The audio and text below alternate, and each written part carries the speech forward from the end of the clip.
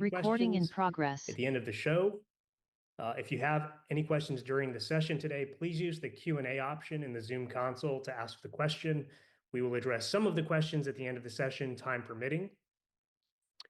All participants will be automatically muted by default for today's session. So again, please use the Q&A option, not the raise hand option, as we won't be able to address raised hands.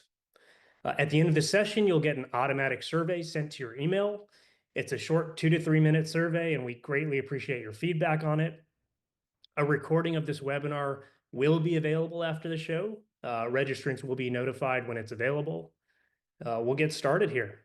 So again, welcome and thank you for joining us for today's live webinar, IonQ's Full Stack Quantum Innovation. Today, you'll hear about key initiatives around hybrid quantum computing, customer applications, and more. And of course, you'll hear about how all of these initiatives drive IonQ's core pillars of performance, scale, and enterprise-grade solutions. We've got a great lineup of IonQ technical and business leadership and expertise here today. We've got Coleman Collins, Director of Product Management, who runs many of our key initiatives around software and hybrid quantum technology. We've got Dr. Masako Yamada, Director of Applications Development, who works with external customers, partners, and collaborators to develop hybrid quantum applications that address their technical and business needs. We've got Dr. Bjorn Flatt, Head of Emerging Technologies, who drives much of our long-term technology development for future generation products. And at the core of his work is scale, and you'll hear much more about that today.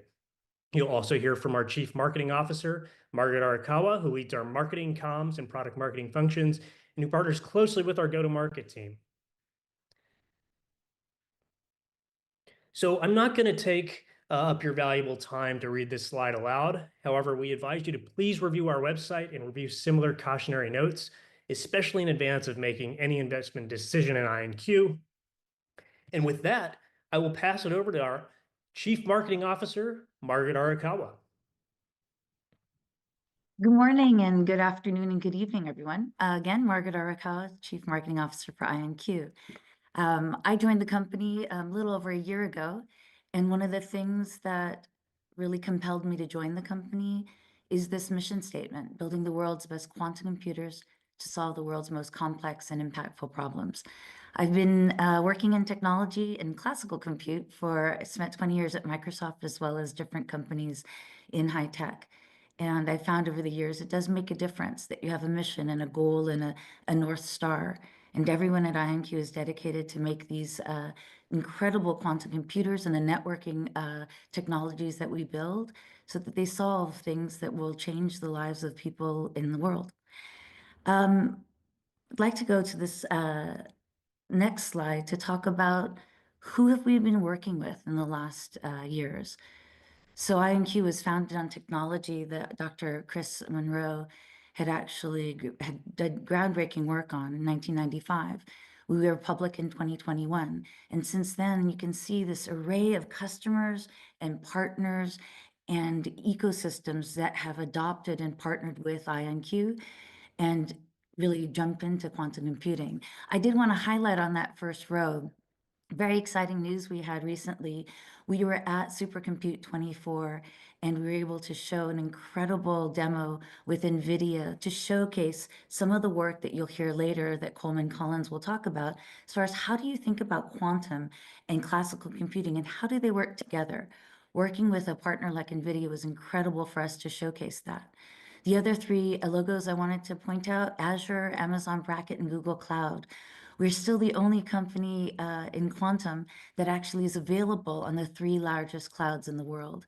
And what's really incredible is today, actually, at reInvent for AWS, Amazon just announced at their session that IonQ was the one quantum computing company available on Amazon Braket that had the highest fidelity and performance of all the quantum computing platforms they support. So very exciting news out of that cloud company. As you can see, you can read the rest of them, but I'm going to actually dig in and showcase some of the things that we just announced as far as customers and partners. We just announced with our work with Qubitekk, we signed a definitive agreement to acquire the assets of Qubitekk. Qubitekk is a networking company. So you think about our company as a quantum computing company, from the hardware, the software, and the applications we work on, Cubitek is actually extending the reach of where IonQ has been focused.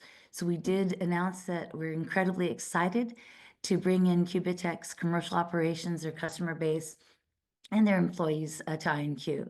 With that acquisition comes 118 granted quantum networking patents. So really incredible work of Cubitek and something that we can build on as far as IonQ's foray and expansion into networking. Another announcement that we just recently made was a collaboration with AstraZeneca. AstraZeneca is a $40 billion plus, very, very well-known pharmaceutical company based in Sweden. We are building a quantum application development center in collaboration with AstraZeneca. We'll be able to leverage the power of our quantum experts and their world-class scientists to develop applications in the BioVenture Hub and really focus on how do you work with quantum and pharmaceuticals? How do you accelerate the pace of drug discovery? Another announcement we recently had was with ANSYS. ANSYS is one of the largest companies in the world working on computer-aided design and engineering. We have an agreement now in partnership to work with them and seamlessly integrate with ANSYS software and IonQ computers. When you think about ANSYS, you think about all of the high performance computing that's required to these incredibly difficult, complex computer-aided engineering designs. And we're working with them. So HPC is married to quantum computing to accelerate design and manufacturing. Another really incredible announcement we had was a $54.5 million contract award with the Air Force Research Lab. This particular contract also actually showcased and expanded our work with quantum networking. This is one of the largest quantum contracts known in the United States. And not only are we working on deployability and fieldability of quantum computers, we're working on how do we actually work with interoperability with other quantum computing modalities, as well as how do we work with quantum computing in drones? How do you scale? Similar to how we built the internet. When you had computers just in a room, how did you network them within the room, and how did you actually build the quantum internet? The classical internet. We're working with the Air Force Research Lab on the quantum internet and how we scale. And then finally, one of the biggest incredible partnerships we signed was the University of Maryland, a $9 million partnership to drive quantum innovation. I did want to also just step back and talk about our differentiators. IonQ focuses on trapped ion technology, and that's a differentiator because we start out with perfect atomic qubits, with long coherence, high fidelity. We are modular, and we really focus on practical time to solution, which you will hear later from Masako and the other speakers. Again, wanted to talk about patents because with Cubitek's acquisition, we're actually going to have a total of over 600 US and international issued and pending patents with the acquisition of Cubitek. So when you think about a company of our size, having that patent portfolio is quite incredible. The next slide actually goes over some of the details of where we actually strengthened our technical moat and performance, error handling, and scale. You can read more about that in our blogs as well as in our press release. I wanted to land on this next slide, which just says what Nikhil just talked about. Something we really focus on is how do we balance performance, scale, and enterprise-grade solutions. You hear more about that. And then the next slide talk about really what our journey was to get to that point. IonQ is on the fastest path to enterprise-grade quantum computing. We started out pre-lab, we started out experimental, we went through academic demonstrations, and we got to an R&D situation where we expanded our computing capabilities, our technological roadmap, and we are now at number 5. We're proving out business value, deployability, interoperability, and enterprise grade. So with that, I'm going to hand it over to Coleman, who will actually talk about some of the great advancements we have in interoperability. Yeah, thanks, Margaret. I'm Coleman, Director of Product Management here at IonQ. And like Margaret mentioned, one of the ways to think about this enterprise grade pillar is as a pillar that's all about taking our high performance, highly scalable systems and helping them become useful commercial objects, as well as scientifically and technically interesting devices. And the way we do that is by starting with the best qubit technology, building it into the best hardware, and then building or integrating all of the other pieces up the full quantum stack to enable everything else we need to drive meaningful commercial value at production scale: reliability, resilience, usability, and application-oriented performance. So to walk you through this picture on screen briefly, the hardware is still at the core. It's still the most significant bit for IonQ's continued customer success and commercial success. But then on top of that, you need a robust software suite and access platform. This runs on the computer as well as around the computer. And we build a lot of this software in-house, but we also believe in and support a broad quantum ecosystem of open source and third-party access platforms and software packages, including all of the major cloud providers and what they have to offer. And all of that software is there to enable this top layer, meaningful commercial application development and deployment, which again happens in-house via IonQ's stellar application development team, and often also with amazing partners like the ones listed here, and sometimes even through people outside of the building. We regularly see application breakthroughs coming from places we didn't expect because we have this robust access platform. And so for the rest of the session, my colleagues and I are going to walk through some of our latest updates in each of these three layers, starting with the middle, because it's, like Margaret mentioned, this word interoperability. It's really the place where we are able to bring these two sides, these other two layers of the stack together to create useful applications and meaningful progress. So if we'll jump to the next slide. This hybrid story is really all about tying these two pieces together, right? I think a lot of the ecosystem and messaging around quantum is still treating quantum processors as these sort of standalone devices, off in a special corner to kind of tinker or play with or learn about. But the long-term vision here is commercial advantage. And if we make the bar for taking advantage of a quantum computer, totally reinventing your existing classical infrastructure, the way you solve problems in the world today with computers, the places where quantum computers are likely to provide advantage and the people it'll be able to help are going to shrink dramatically. And this is really what we mean when we say hybrid. It's more of a roadmap theme, a collection of capabilities than any one individual feature or option that we provide. And they're all about bringing quantum computing into the existing production classical computing environment as a useful tool, which primarily means integration and operability with classical computing. So we're going to start with this new cluster of capabilities that we're launching under the banner of IonQ Hybrid Services. These are a collection of capabilities that span all the way from the cloud, all the way down to the hardware to help enable the kinds of quantum classical integration that we believe are going to be key to unlocking commercial value at scale by allowing us to effectively take advantage of the things that aren't the quantum computer to provide real value. And if you'll go to the next slide, to put all of that a bit more simply, this is what we're trying to do in the long term. Quantum should just be part of the production value stack. Another way of potentially many to get the best results, simple as. We want the capabilities of quantum computing, the value it unlocks, the new things it'll let people do to be incredibly exciting, world-changing, right? But we want the act of actually using a quantum computer to be effectively boring. As simple as it is to take advantage of a GPU to accelerate parts of a workload today. And this is starting to be a story that's more prevalent, I think, in the industry. But a lot of folks, including some hardware vendors, don't really have a sense of what it means to actually do that, the full path to getting there, to get all the way to production sorry, this is a bit of a mouthful, a production quantum accelerated application. There we go. And so I'd like to talk about how IonQ thinks about that on the next slide. How do we do that in detail? We like to think of it here at IonQ as a virtuous cycle of how quantum computers can accelerate classical workloads and workflows, sort of on this top half. And on the other side, how classical can actually enhance the quantum computers themselves through all sorts of techniques that enhance performance, speed, reliability, and usability through software alone without any change to the physics, the optomechanics, any of these things. And for now, for us, this exists mostly as two different roadmap thrusts. Here at the top, we're driving towards improving the end user programming model and accelerating at the application layer. Whereas at the bottom here, we're driving towards improving and ultimately virtualizing the qubits and the QPUs via photonic interconnects, advanced error mitigation, and error correction, all of which require the ability to inject classical logic into a given quantum program at certain points. So To actually do a quantum error correction routine, you need to detect the errors, which is a thing that requires a little bit of classical computation. Then you need to be able to take different branches on your quantum gates to then actually correct for those errors, all while the computation is still running, while your quantum information is still coherent.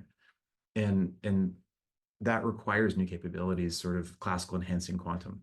And for this third piece, we do all of this in what we call an application-driven way.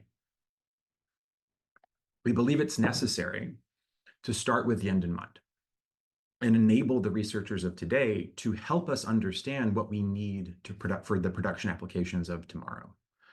But to be clear, we're already starting to see the lines blur between these two sides, between kind of the quantum accelerates classical and the classical enhances quantum. And we think in the long run, these two will get slowly more and more like one thing as these systems become more tightly integrated. And so that's sort of how we think about it, but how do we measure ourselves? What's the scorecard here? So if we go to the next slide, if we've done our job right, the benefits you'll see as an application researcher or an end user, or even just someone who's kind of further downstream of a quantum advantage application, say you're a chemist or a material scientist, and you're just using this thing and you're not actually writing the circuits yourselves, they can be described in kind of three big buckets. And if you look at these buckets, they're very similar to the buckets you'd see when describing kind of any high-performance computing platform, and that's the point. That's the application and value-driven focus we want to bring to the table here. So to give you an example, individual gate speed is important, and it's a key factor in overall algorithmic time to solution, but that overall algorithmic time to solution is the thing we actually care about. That's the thing that creates real commercial value. Similarly, qubit performance is incredibly important and a key driver of algorithmic performance, but there are a lot of other things we can do to enhance algorithmic performance, and we want to be pushing forward on those just as well, just while we are also pushing forward on qubit performance. And of course, usability is also critical. Just like in the other two cases, we want to move away from raw qubits and circuits and towards value. And the way we do that is by making all of the stuff around running a circuit as efficient and simple as possible. We want our applications researchers and other applications researchers to be doing their best work on IonQ systems, not fighting with the infrastructure, fighting with native gate mapping, or anything like that, unless, of course, that's where your research is. We're not removing low-level access, to be clear. We're creating tools and abstraction layers that let users choose what parts of the stack they want to get deep on and what parts they want to just work. In terms of what we're actually launching this year, this is the stuff that we talked about a little bit in the press release that I think came out yesterday, as well as we'll have some blog posts later this week, I believe, about this in more detail. You'll go to the next slide. Here's what we're focusing on this year to start kind of moving this story forward. It's the first of a lot of exciting stuff to come. So first, we've introduced what we're calling hosted workflows, quantum functions, and hybrid solvers, a collection of new interaction models that work together to enable these hybrid solutions and make them effective and simple, whether that's in the cloud, on-prem, or some combination, by packaging and simplifying the classical logic and infrastructure that allows those workloads to run. Second, we're introducing a scheduling capability called sessions, making sure that time to solution is maximized and resource utilization is also maximized is critical in the long term and in the short term. And so sessions really combines the best of on-demand scheduling and reservation-based scheduling to maximize both of those things. And third, we're rolling what we're calling an accelerated on-QPU runtime as part of the IonQ Quantum OS, and I'll talk about that more in a minute. And all of these, to be clear, are built flexibly and can work as enablers for partner capabilities like the NVIDIA CUDA-Q kernels that we took advantage of at the demo that Margaret mentioned at SC.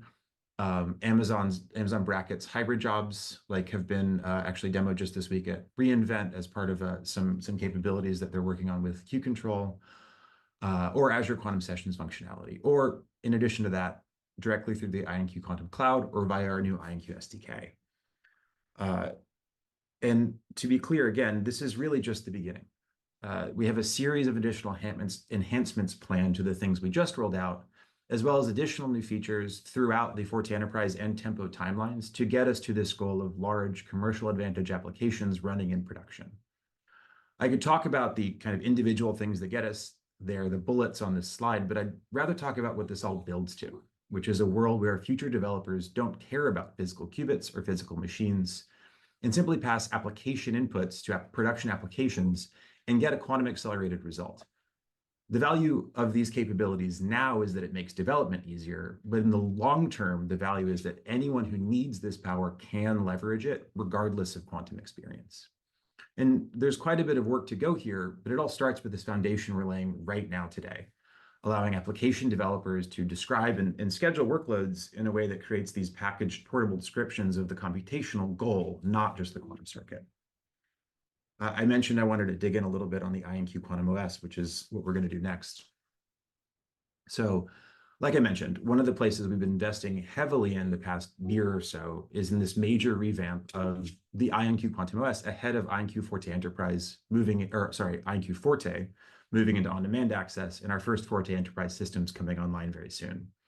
Because Forte Enterprise has sort of always been our first system that was really supposed to live up to this enterprise-grade pillar. And for that to be true in every respect, it needed a control fabric worthy of that capability. If we'll go to the next slide, even calling it an OS, while a useful metaphor, kind of sells this thing short. It's really a platform that enables the continued rapid evolution of our R&D roadmap, our multi-QPU future. It includes a robust error mitigation suite, a variety of hybrid development, and it supports a variety of hybrid development integration models, and so much more. In addition to, if that wasn't enough, keeping our production systems running with high performance and availability. There are a ton of other amazing enhancements the team has made in getting the OS sort of ready for Forte Enterprise, ready for this enterprise-grade future that are described in more detail in the blog that's coming out later this week. So right now, I'm just going to focus on the kind of end-to-end application-oriented improvements we've been able to accomplish. These include some major speedups in what we call classical overhead, the time around when the ions are actually doing computation. And when combined with some additional clever scheduling and workload management techniques, these have translated to a speedup of something like kind of 2x, half the time in most cases, and in some extreme cases, up to 46 times. This is taking something that took, a little over an hour down to a few minutes. All while keeping algorithmic quality steady, or in some cases, even improving it by these advanced error mitigation techniques. And if you'll go to the next slide, these enhancements are already running on IonQ Forte and will be included at launch in all Forte Enterprise systems. They help take what is already an incredibly high performance system and make it ideal for the kinds of hybrid workloads and deployment models we expect it to enable, whether that's via our cloud and hybrid services suite or integrated into a customer data center architecture. And like I said before, this really is just the beginning of the story. We're building a platform for the future here. And as excited as I am about what we've accomplished, I'm even more excited about the work ahead. And I think with that, I'm going to hand it off to my colleague Masako to talk about what our amazing applications team and partners have already been able to do with some of these capabilities on IonQ Forte. Thanks. Thanks, Coleman. My name is Masako Yamada, and I'm the Director of Applications Development here at IonQ. Going back to this full stack chart, I'd like to direct your attention to the topmost bin, which is highlighted in orange. And that is where our team operates. Our applications team works very closely with enterprises in the private, public, and government sectors. And we work very closely with our partners to develop hybrid quantum algorithms that address both their technical and business needs. We are a team of PhD researchers, scientists, and engineers who span all STEM disciplines. And our three main focus areas are chemistry modeling, optimization, and AI and machine learning. On the next slide, I'd like to talk about some of our partners and some of the works that we've done with them. The first three examples we've actually talked about already in previous webinars, so I would just love for you to look at them and take a note that we have talked about these examples before. Today, I'd like to talk about the latter two examples with Oak Ridge National Lab and ANSYS. And in particular, I'd like to talk about a new hybrid optimization algorithm that we've been developing that is applicable to these and all optimization algorithms. On the next slide, I'd like to talk about on the next two slides, I'd like to talk about a novel algorithm that we've been developing with our partners, including with Oak Ridge National Lab. The algorithm is called KITE, Quantum Imaginary Time Evolution, and this is an optimization algorithm that really works well with contemporary quantum computers. First of all, I'd like to step back a little bit and talk about optimization and how these problems or the set of optimization problems can be applied toward many industries, including cargo loading, flight gate assignment, energy grid optimization. And in this case, we are also talking about optimizations for computer-aided engineering. And one of the things that I'd like you to envision is optimization as a landscape. Often we talk about optimization in the context of a landscape that has hills and valleys. And really the problem that we're trying to solve is if you have a landscape of hills and valleys, mountains, divots, how do I get to the bottommost point of that landscape? It's a little bit counterintuitive, but in the field of optimization, the bottommost part of that graph or that landscape is where we want to be. So maybe if you can analogize, you can think of the landscape as being cost or energy or distance. And the solution is how can I reduce or minimize the cost or the energy or the distance of whatever it is that I'm trying to solve. So if you can imagine, if I had a marble on this landscape and I wanted to go to the lowest point, sometimes the marble could get stuck in a divot, not even know that it's at the bottom and think that it's reached a minimum. That would be an example of what's called a local minima, not the global one. And that is an example of a case where the optimization did not quite work out. Another example could be if I'm a marble in a landscape and I hit a very wide flat plane and the marble doesn't go any further. Again, that's called a barren plateau. And it's an example where the system isn't allowing the minimum solution to be found. So one of the challenges that we have as any optimization algorithmist, especially in quantum, is how can we mitigate some of these challenges that are faced when we try to develop optimization algorithms. And we believe that this KITE algorithm is a step in the right direction toward avoiding these pitfalls. Next, please, on the next slide, we'll talk about one very specific plot from the paper that we recently published with Oak Ridge National Lab. You're welcome to read the paper by scanning the QR code on the right there. But really what I wanted to talk about is really dig into this one chart to explain a little bit more what this optimization is about. So first of all, I'd like to circle back to a slide that Margaret showed earlier around our quantum computers. And our quantum computers comprise ions in a row. She showed that slide of ions in a row with two laser beams zooming on two ions. So in our quantum computers, we have something called operations or gate operations, and that really involves the laser shining at one or two ions. So you can either have a single qubit gate operation where the laser shines at one ion, or two qubit gate operation where the laser is split and shines on two ions, and then those two ions interact with each other.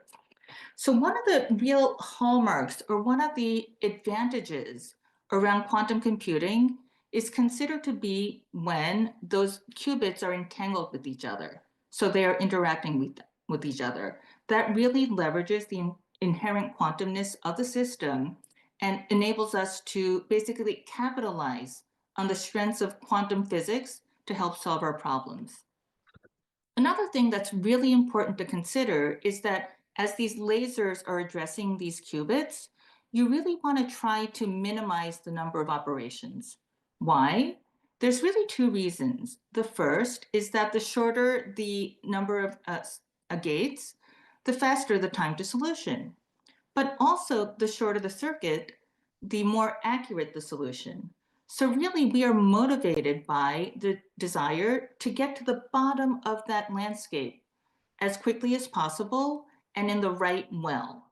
So on the right-hand side, what we show in the dotted lines are actual examples where our algorithm was able to quickly get to the bottom of that landscape with fewer iterations than other methods. And this is, as I mentioned, one of the really exciting steps in the right direction toward coming up with a quantum optimization algorithm that can achieve these dual purposes of getting to the right minimum in the minimum amount of time. The other thing that I wanted to point out here on the right-hand side is we ran these on actual IonQ hardware, which is becoming increasingly important. I was looking at the chat here, and one of the observers basically said that with the increase in the number of qubits, it becomes harder and harder to simulate a quantum computer using classical methods. We are rapidly reaching the point where classical computing can no longer simulate the number of qubits that we have. So when we get to that point, the option that we have before us is to be able to run this on hardware. And by showing this at this number of qubits, we are very confident that as our roadmap expands and we have more qubits, we will also be able to run these simulations on those QPUs as well. Next slide, please.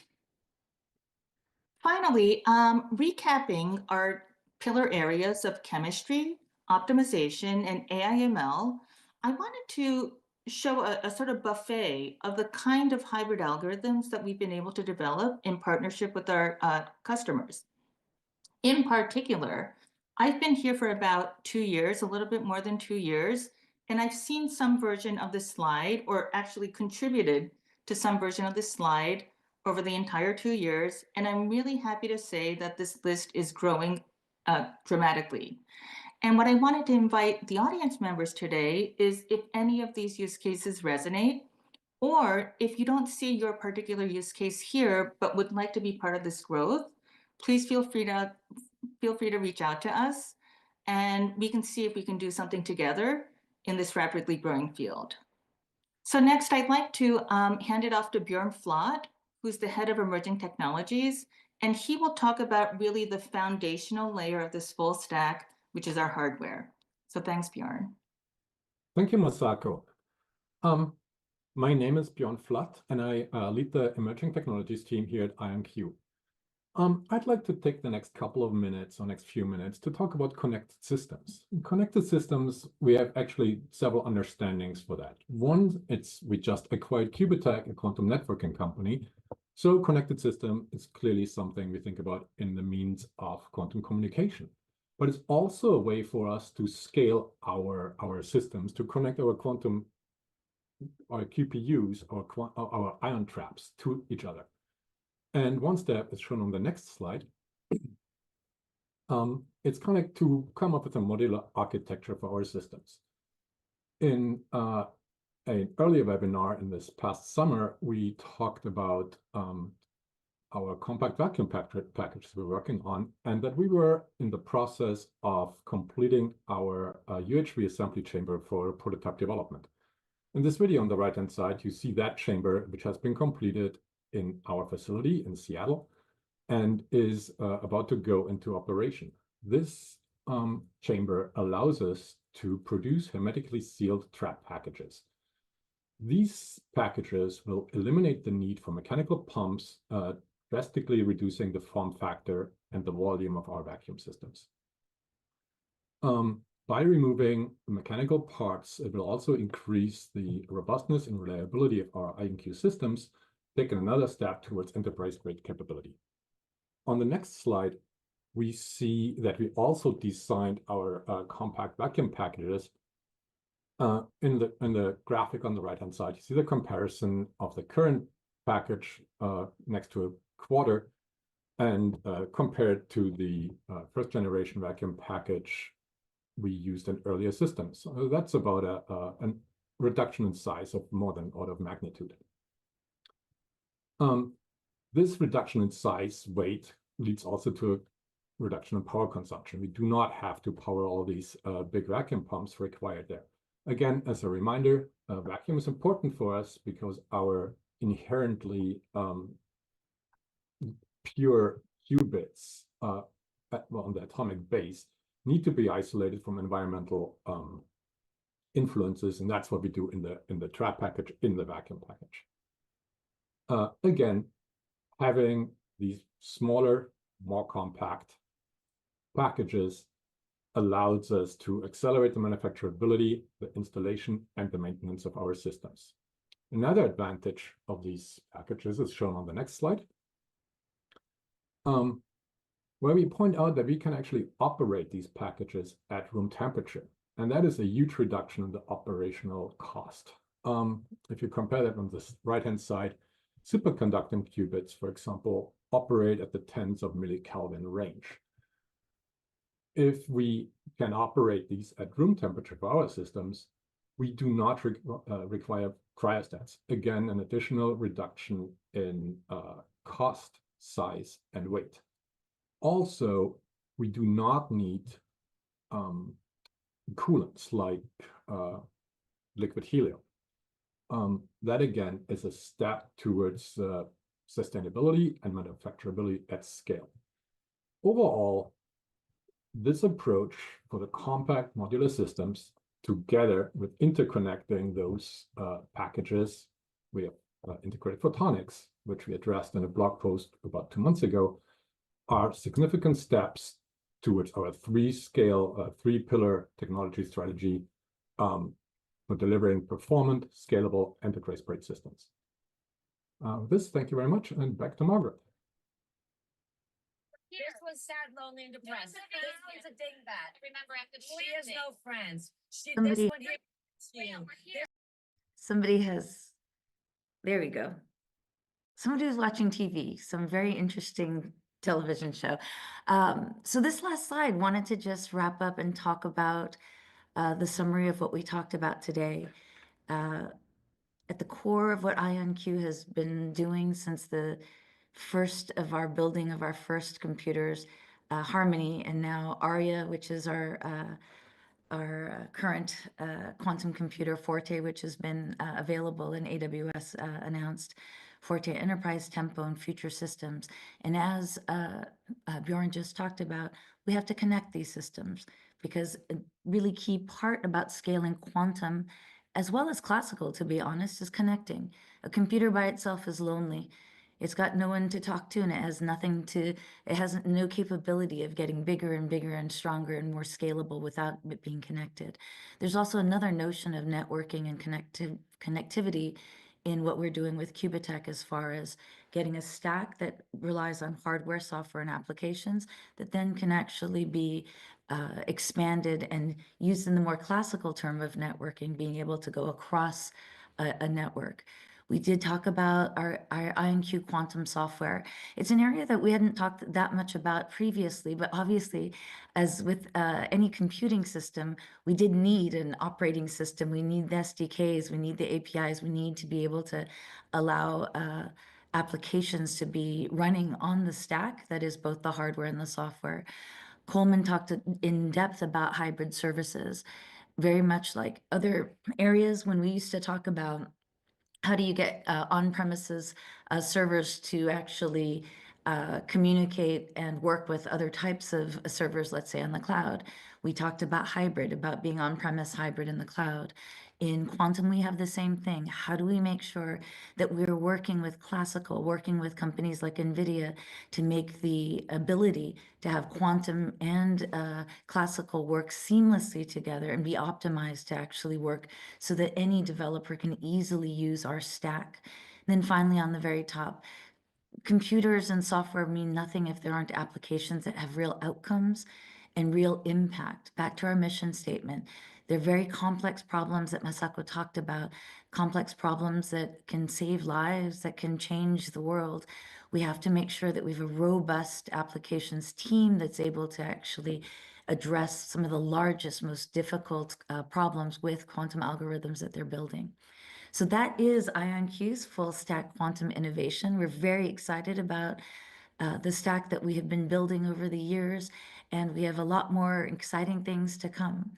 So with that, I'll hand it back to Nikhil. Thank you, Margaret, and thanks to our presenters. And thank you so much to our audience for joining today. We really appreciate it. At this time, we're going to take a couple of questions for the experts. So the first one is for Masako. Given the demonstrated success of Kite on 32 qubits for optimization, What advancements in hardware or algorithmic strategies would be required to extend its applicability to more complex problems, such as those involving thousands of variables or constraints? Yeah, that's a really good question. And one of the actually phrases that was in the slides is that kite is an algorithm that scales linearly.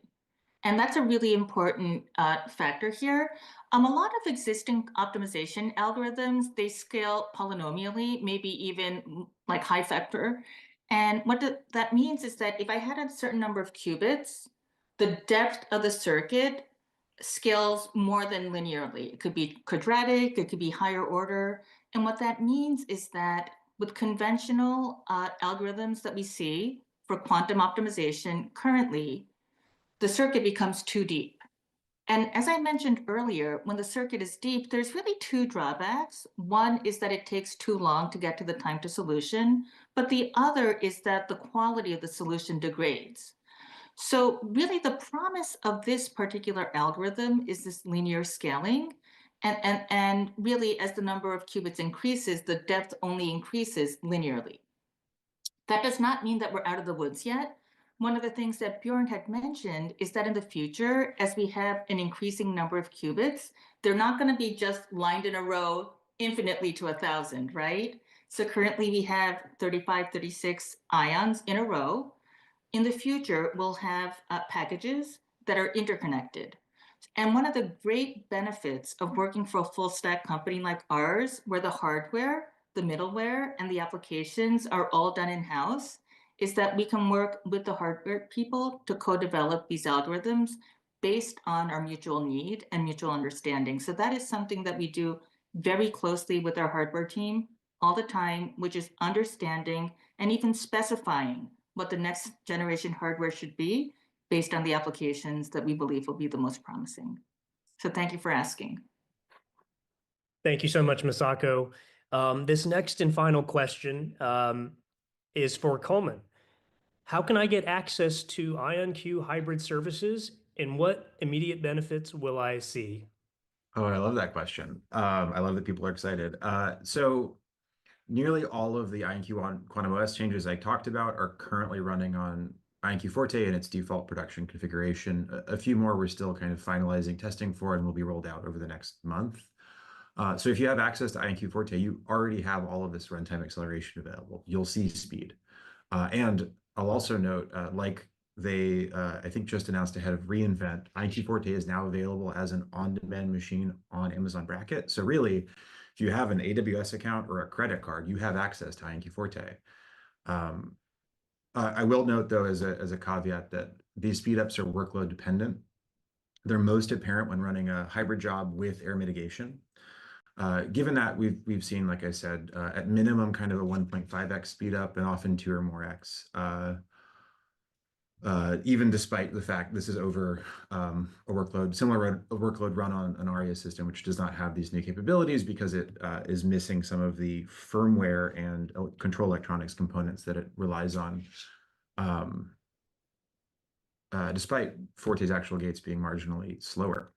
So for everything else, sessions, solvers, functions, the SDK, we're not rolling those out in full general availability just yet, primarily just because as we're still iterating on some of these core workflows, interaction points, the programming model in its early days, we want to do that in really close collaboration with customers and partners.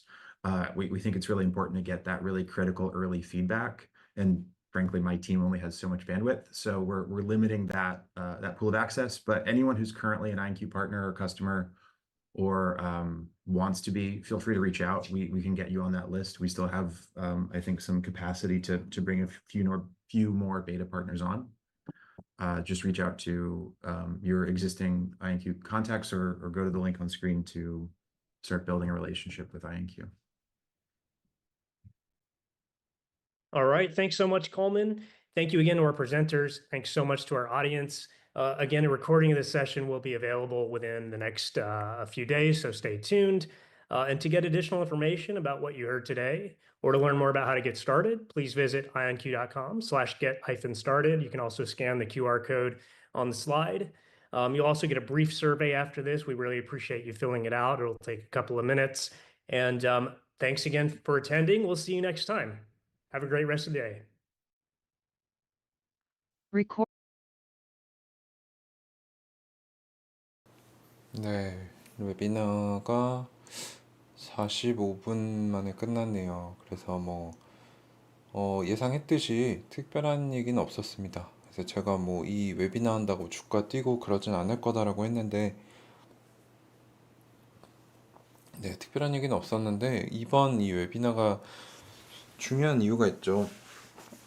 이제 기존에는 많은 사람들이 아이온큐가 아무리 풀스택 회사다라고 해도 너네 양자 컴퓨터 하드웨어만 만들어서 팔잖아 라는 평가를 많이 했는데, 이제 아이온큐가 말했듯이 큐비텍이라는 양자 네트워킹 회사를 인수하면서 사업 분야를 이제 양자 네트워킹으로 확장을 했고, 거기서 이제 미 공군연구소랑 한 750억 원 정도 되는 대규모 계약을 만들었고, 양자 네트워킹도 하고 양자 하드웨어도 하고 이번에 양자 운영체제, 양자 하이브리드까지 하면서 우리는 진짜 풀스택이다 라고 하는 걸 이제 증명을 했는데, 아까 콜맨이라는 제품관리 팀장이 나와서도 얘기했지만 이제 시작이다 라고 얘기를 했습니다. 그래서 앞으로 이 양자를 활용해서 진짜 가치를 창출할 수 있는 기반을 만들었다라고 얘기를 했거든요. 그래서 지금 당장 네, 큰 사용 사례가 나오는 게 아니라 그걸 내기 위해서 우리가 풀스택 회사로 성장하고 있다 이런 느낌으로 보면 될 것 같고, 요거를 보시면 이제 어플리케이션이 어디서 나올 건지, 이제 아이온큐가 개발하고 있는 하이브리드 양자 알고리즘에 대해서 그 분야를 얘기해 줬는데, 화학 분야, 그리고 양자 머신러닝과 AI 최적화, 그리고 이 물리학 기반인 시뮬레이션, 금융 서비스, 보안 등등. 근데 지금 제일 확률이 높은 게 1번, 2번이죠. 이게 제일 중요하니까 1, 2번으로 나왔을 건데, 현대차랑 하고 있는 배터리 화학이나 신약 개발 같은 거 아스트라제네카랑 지금 할 거다라고 했고, 또 QML 써가지고 여기서 이제 제약, 신약 그 후보 물질 찾는 거, 이 1, 2번이 아마 제일 유력한 첫 상용 사례가 될 것 같은데, 아직까지는 우리가 이걸 해서 고객들한테 얼마나 돈을 벌어줬습니다, 이런 얘기는 아직은 나오지 않는 걸 봐서 역시 아이온큐는 장기 투자를 하는 게 맞는 것 같다라는 생각이 들고요. 어쨌거나 양자 컴퓨터 하드웨어만 만들어서 팔던 회사에서 풀스택 회사로 진화를 해서 이제 우리가 진짜 상용 사례를 만들겠다, 이런 의지를 다졌다 정도로 보면 될 것 같습니다. 네, 영업 목적도 크죠. 아까도 중간에 얘기 드렸지만 이 마사코 박사님이 중간에 혹시 듣고 있는 사람들 중에 관심 있는 분들은 편하게 연락 달라라고 하는 거 봤을 때는 회사 홍보 목적도 좀 있는 것 같습니다.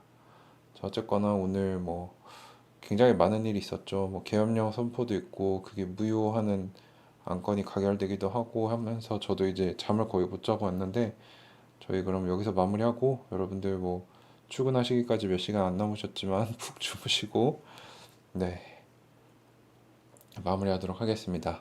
네, 수고 많으셨습니다. 감사합니다.